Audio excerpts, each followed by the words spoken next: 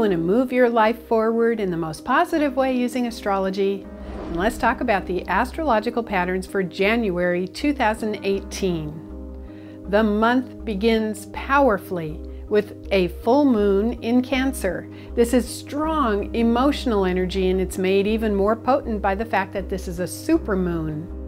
And at the same time, we have Jupiter and Mars conjunct in Scorpio, and that conjunction is going to be strong for about the first half of the month. So what this suggests is that you can begin the new year really focused on where you send your emotional energy.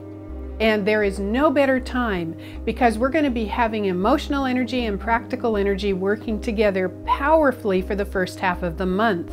And this is very dynamic and offers a great opportunity. It allows us to sit back and take responsibility for how we feel. It allows us to connect with inner authority to choose where we are going to send our emotional energy. So that full moon that begins at the 1st, you can use that to take your own emotional sense of nourishing and nurturing yourself to the next level. How do you comfort yourself? How do you deal with worry or fear? Do you have positive habits that you can begin when you step into a fearful situation emotionally, when worry comes up, when there's challenge in life? And that's what the first half of the month is about. Reminding yourself you are capable of taking care of the situation by nurturing and nourishing yourself and taking responsibility for your own feelings. This is potent, and that carries through the entire year of 2018. But I have to say, the new year starts with a powerful statement, really imprinting in our consciousness how phenomenally important this is.